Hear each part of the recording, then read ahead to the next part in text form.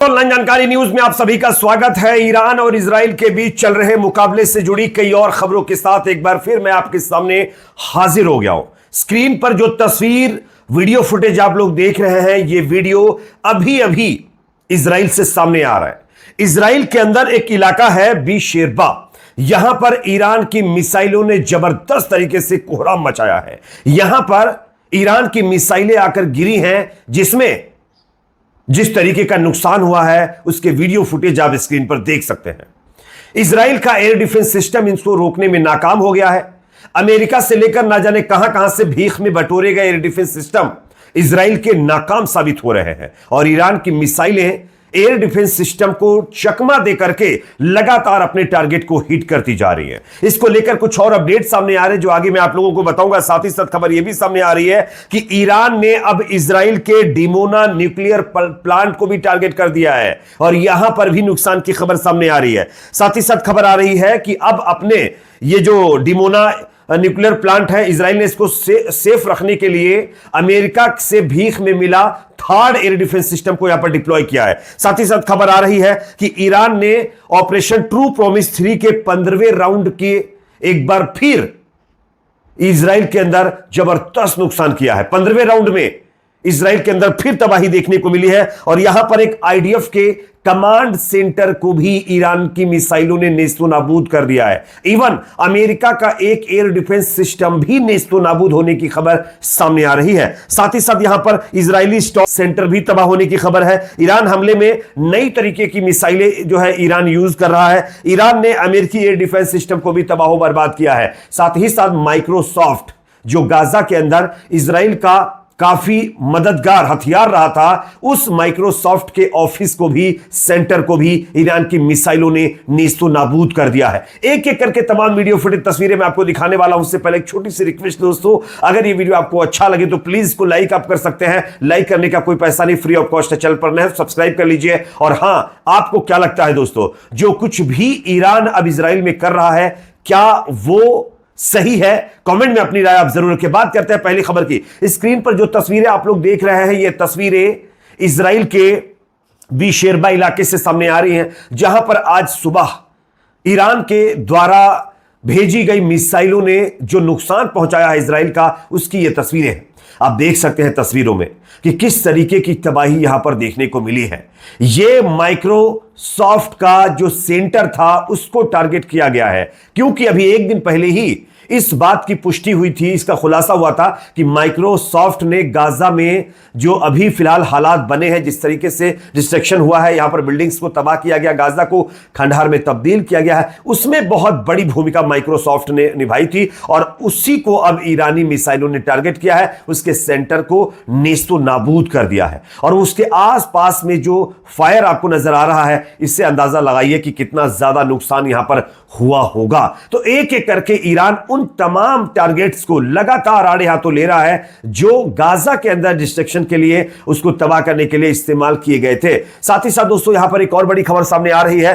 कल तेल अवीव पर ईरानी मिसाइलों के द्वारा जो हमले किए गए थे, उसमें ताजा रिपोर्ट जो सामने आ रही है, उसके हिसाब से 25 से ज्यादा लोगों के खत्म होने की खबर हो चुकी है, यानी खबर सामने आ चुकी है, उसकी पुष्टि हुई है। 25 से ज्यादा लोग इसमें खत्म हुए हैं, यह ताजा रिपोर्ट सामने आ रही है। साथ ही साथ दोस्तों, मैं आपको एक और जो है वीडियो दिखा रहा हूं। ये वीडियो भी आप देख सकते हैं। यह वीडियो तेल अवीव का है, जहां पर आप देख सकते हैं कि इजराइल के वो बड़े बड़े गगनचुंबी टावर अब ढह रहे हैं जो कभी तेल अवीव की शोभा के लिए काफी फेमस थे और उनको काफी अहम मान्यता दी जाती थी, लेकिन आज उनको खंडहर में तब्दील होते हुए आप देख सकते हैं। इजराइल का जो स्टॉक चेंज होता है, ठीक है ना, जो स्टॉक एक्सचेंज बिल्डिंग है, उसको भी पूरी तरीके से ईरान की मिसाइलों ने नेस्तो नाबूद करने का काम किया है। तो कहीं ना कहीं रिसर्च सेंटर, उसके बाद हॉस्पिटल के नीचे जो इजराइल की सेना ने अपना सैन्य अड्डा बना रखा था उसको, और न्यूक्लियर प्लांट्स और माइक्रोसॉफ्ट का जो ऑफिस है जिसको गाजा में इस्तेमाल किया गया था, गाजा में अमेरिकी सेना का माइक्रोसॉफ्ट ने बहुत मदद की थी। तो इन तमाम चीजों को लगातार ईरानी सेना टारगेट पर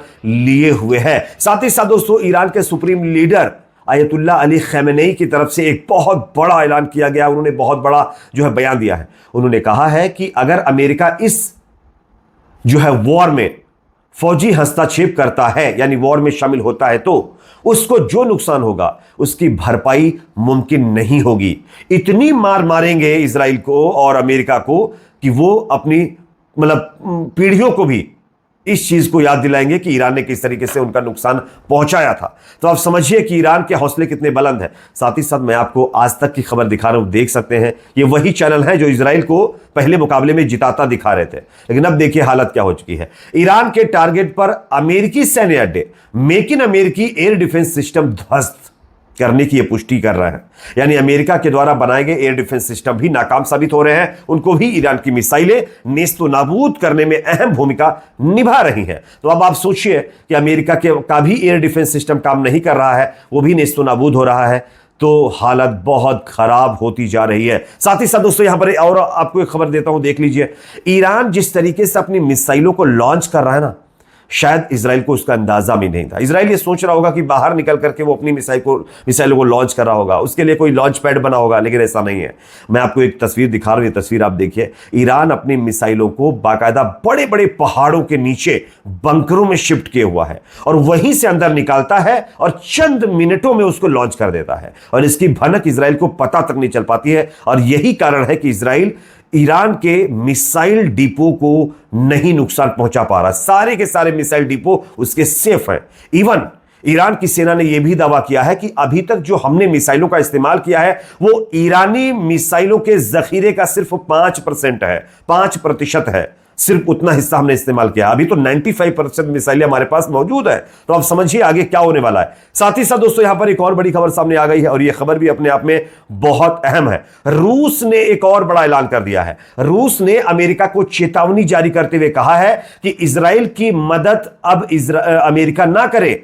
ईरान इस लड़ाई में अकेला नहीं है, हम उसके साथ हैं। रूस के राष्ट्रपति व्लादिमीर पुतिन ने कहा है कि खामेनेई को मैं अपने पिता जैसा समझता हूं। यानी खामेनेई को रूस के राष्ट्रपति पुतिन अपने पिता जैसा समझते हैं, और उन्होंने कहा है कि ईरान इस मुकाबले में अकेला नहीं है, हम उसके साथ कंधे से कंधे मिलाकर के खड़े हुए हैं। और यही चाइना भी कर रहा है। मैं आपको एक और जो है तस्वीर दिखाना चाहता हूं, यह तस्वीर भी आप लोग देख लीजिए। इस तस्वीर में आप देखिए किस तरीके से चीन भी अब ईरान की मदद कर रहा है। चीन जो है 2 चाइनीज इलेक्ट्रॉनिक सर्विलांस शिप्स को अब लाल सागर में भेज चुका है, पर्सियन गल्फ में भेज चुका है, जो लगातार सर्विलांस पर हैं और इजराइल और अमेरिका की एक्टिविटी पर नजर बनाए हुए हैं। और वो जो कुछ भी उनके गिरफ्त में आता है, जो भी ट्रैक कर पाते हैं, वो तुरंत ईरान को बताते हैं और ईरान उस हिसाब से प्रिपरेशन करता है। साथ ही साथ दोस्तों यहां पर एक और बड़ी खबर सामने आ रही है। यहां पर जो ताजा अपडेट सामने, साइबर अटैक हुआ है। एप्पल, फेसबुक, गूगल के 16 अरब पासवर्ड लीक हो गए हैं।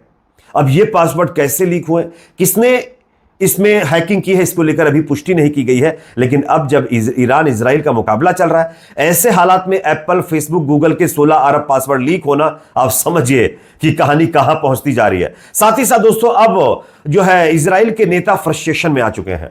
बेन गुवीर, जो इजराइल का हम कह सकते हैं सबसे चुलबुला नेता आप कह सकते हैं, और एक्स्ट्रा देशभक्त इसको कहा जाता है, यह अब मीडिया को धमकी दे रहा है और कह रहा है कि अल जजीरा समेत जितने भी मीडिया चैनल्स तेल अवीव की बर्बादी दुनिया को दिखा रहे हैं, उनकी रिपोर्टिंग्स पर पाबंदी लगाई जाएगी।